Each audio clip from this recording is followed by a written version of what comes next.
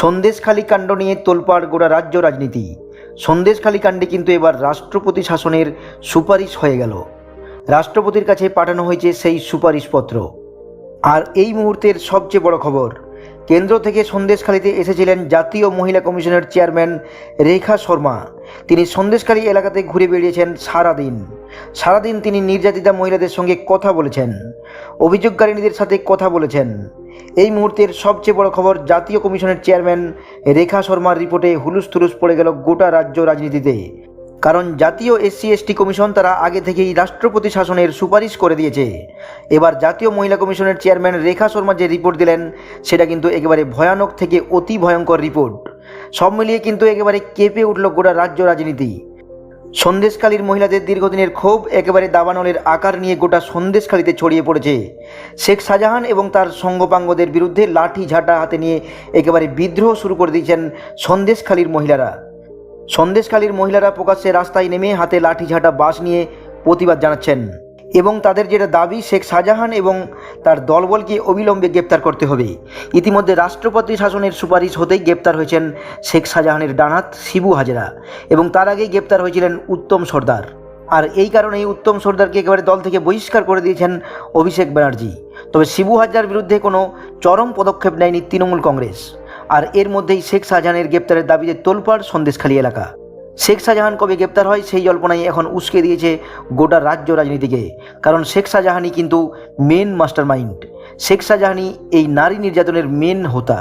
শেখ শাহজাহানকে গ্রেপ্তার করতে পারলে সন্দেশখালী একেবারে উৎসবের মেজাজে ভেসে উঠবে এবং সন্দেশখালীতে শান্তি ফিরে আসবে। এখানকার মা বোনেরা নিশ্চিন্তে থাকতে পারবে, এমনটাই দাবি জানাচ্ছে সেখানকার মা বোনেরা। আর এরই মধ্যে জাতীয় মহিলা কমিশনের চেয়ারম্যান রেখা শর্মা তিনি গোটা সন্দেশখালী ঘুরে যা জানালেন, যা রিপোর্ট দিলেন, তাতেই কিন্তু একেবারে তোলপাড় গোটা রাজ্য রাজনীতি। এই মুহূর্তের সবচেয়ে বড় খবর, সামনেই লোকসভা ভোটের আগে আরও জোরালো হলো রাষ্ট্রপতি শাসনের দাবি। আবারও কিন্তু উঠল রাষ্ট্রপতি শাসনের দাবি। আবারও কিন্তু জোরালোভাবে সুপারিশ করলেন জাতীয় মহিলা কমিশনের চেয়ারম্যান রেখা শর্মা।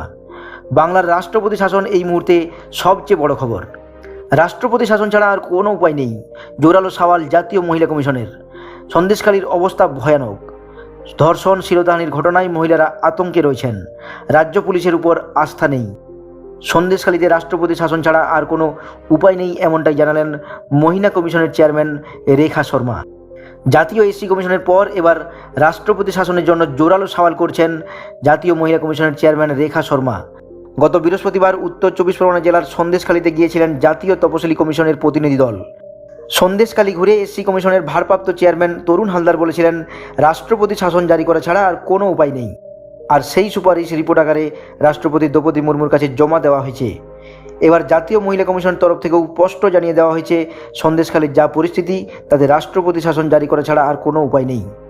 সোমবার সন্দেশখালীর পরিস্থিতি সরজমিনে খতিয়ে দেখতে সন্দেশখালীতে পৌঁছে গিয়েছিলেন জাতীয় মহিলা কমিশনের চেয়ারম্যান রেখা শর্মা। দিনভর কথা বলেন গ্রামের নির্যাতিতা মহিলাদের সঙ্গে। আর এরপরই রাষ্ট্রপতি শাসনের পক্ষে জোরালো সওয়াল করেন তিনি। এই দিন জাতীয় মহিলা কমিশনের চেয়ারম্যান রেখা শর্মা বলেন, সন্দেশখালীতে দিনের পর দিন মহিলাদের উপর অত্যাচার হয়েছে। 18টি মোট অভিযোগ পেয়েছি। বহু মহিলার সাথে শ্লীলতাহানি ঘটনা ঘটেছে। 2টি ধর্ষণের ঘটনা আমি নিজে শুনেছি এবং 1টি ধর্ষণের ঘটনা এখনই অভিযোগ দায়ের করা হয়েছে। গ্রামের সব মহিলারাই আতঙ্কে রয়েছেন বলে জানান তিনি। সোমবার সকালে বিমানবন্দর থেকে সোজা সন্দেশখালী পৌঁছে যান জাতীয় মহিলা কমিশনের চেয়ারম্যান রেখা শর্মা।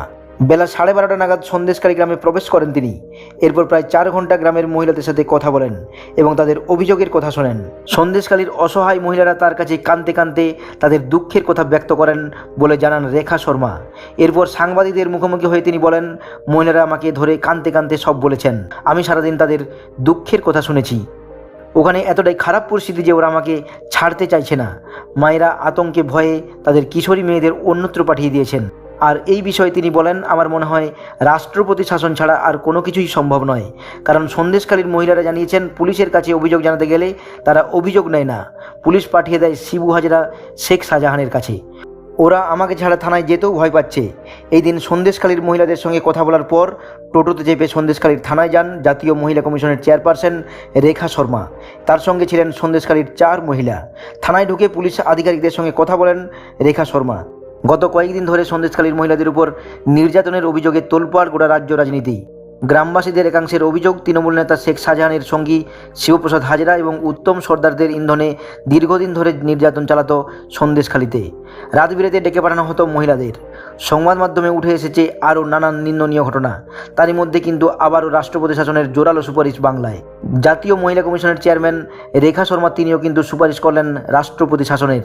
তিনি জানিয়ে দিয়েছেন, এই সব তথ্য রিপোর্ট আকারে রাষ্ট্রপতির কাছে পৌঁছে দেব এবং অতি সত্বর রাষ্ট্রপতি শাসন জারি করার জন্য আবেদন জানাবো।